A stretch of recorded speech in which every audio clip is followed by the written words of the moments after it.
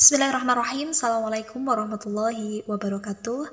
Alhamdulillahirabbil alamin wa bihi nasta'inuhu ala umuri dunya waddin. Wassalatu wassalamu ala asrofil anbiya'i wal mursalin sayyidina wa maulana Muhammadin wa ala alihi wa ashabihi ajmain. Amma ba'du. Selamat pagi anak-anak semuanya. Semoga kalian semuanya di rumah dalam keadaan sehat dan senantiasa dalam lindungan Allah Subhanahu wa taala. Baik, pada pagi hari ini Ibu akan menyampaikan pesan singkat yang Ibu beri tema, yakni The Power of Istighfar. Baik anak-anakku, sungguhnya pada dasarnya apapun bentuk kesenangan dan kebahagiaan yang diekspresikan oleh siapapun di muka bumi ini, sungguhnya Allah lebih bahagia dan lebih senang lagi terhadap hambanya yang senantiasa beristighfar. Sehingga istighfar ini menjadi salah satu amalan favorit bagi baginda Muhammad SAW. Rasulullah SAW yang dijamin oleh Allah Subhanahu wa taala terjaga dari dosa dan kesalahan, beliau tetap beristighfar, bahkan sangat senang sekali beristighfar. Beliau melakukan istighfar minimal 100 kali dalam sehari, sebagaimana sabdanya, ketika aku malas, aku beristighfar kepada Allah dalam sehari sebanyak 100 kali. Lantas, bagaimana dengan kita yang tidak terjaga dari kesalahan-kesalahan dan dosa? Rasulullah SAW juga bersabda, perbanyaklah membaca istighfar, dan barang siapa yang memperbanyak membaca istighfar, maka Allah akan jadikan untuknya kegembiraan dari segala kesusahan dan kebingungan, dan berikan rezeki untuknya dari arah yang tidak disangka-sangka. Hadis tersebut sejalan dengan kisah seorang imam besar, yakni Imam Ahmad bin Hanbal radhiyallahu, atau yang populer kita kenal dengan nama Imam Hambali. Di masa tua beliau, suatu hari pada saat beliau tinggal di Baghdad, beliau ingin sekali tiba-tiba pergi ke Basrah. Padahal di Basrah, Imam Ahmad ini tidak ada niat untuk bertemu dengan siapa-siapa, tidak pula ada janji dengan siapa-siapa. Akan tetapi tiba-tiba saja ia ingin sekali melangkahkan kakinya pergi ke kota Basrah. Imam Ahmad pun pada akhirnya pergi sendiri menuju ke kota Basrah. Dan sampainya di sana, beliau beristirahat di sebuah masjid. Begitu selesai melakukan sholat, kemudian Imam Ahmad ingin beristirahat dan tidur di masjid tersebut. Akan tetapi tiba-tiba marbot masjid datang menemui Imam Ahmad dan mengusir Imam Ahmad dari masjid. Akan tetapi marbot masjid ini sesungguhnya tidak tahu bahwa yang di hadapannya itu adalah Imam Ahmad.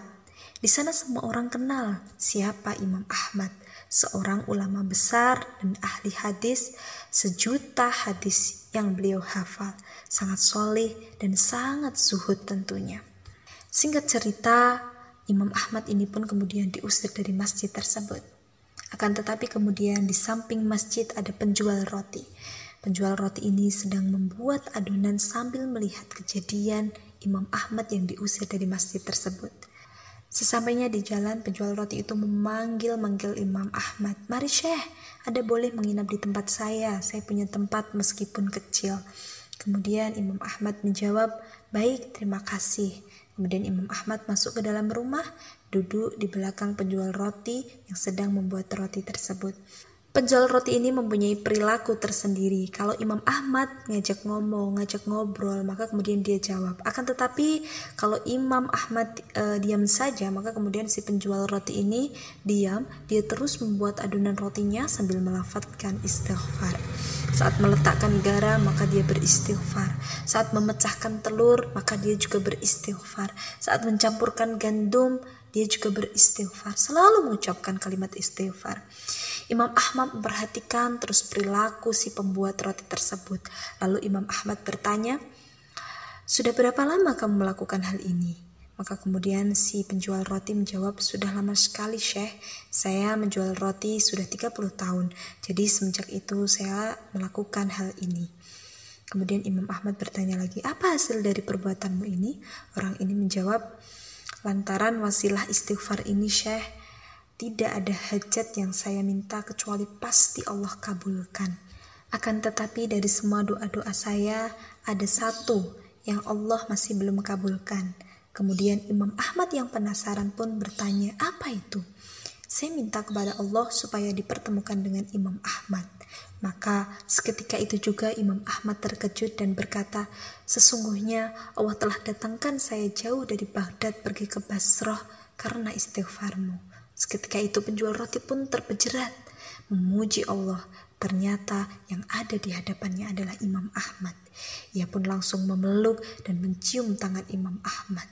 Nah anak-anak, kisah dari Imam Ahmad bin Hanbal tadi menggambarkan tentang kedahsyatan istighfar sehingga membuat Allah Subhanahu wa taala enggan untuk menolak doa yang dipanjatkan kepadanya. Seorang imam besar pun akhirnya berkelana ke pelosok negeri. Allah tuntun langkahnya agar sampai di negeri si tukang roti ini tadi. Kemudian Allah membuat suatu keadaan hingga keduanya dipertemukan. Tak ada yang mustahil bagi Allah jika Allah berkehendak. Maka dari cerita di atas, semoga kita bisa mengambil hikmah dan pelajaran. Kita bisa lebih rajin lagi nanti untuk beristighfar, karena Allah sangat mencintai hambanya yang beristighfar, mohon ampun kepada Allah Subhanahu wa taala. Baik anak-anakku, mungkin cukup sekian yang dapat Ibu sampaikan. Semoga apa yang Ibu sampaikan dapat bermanfaat untuk kalian semuanya. Wabillahi taufiq wal hidayah. Assalamualaikum warahmatullahi wabarakatuh.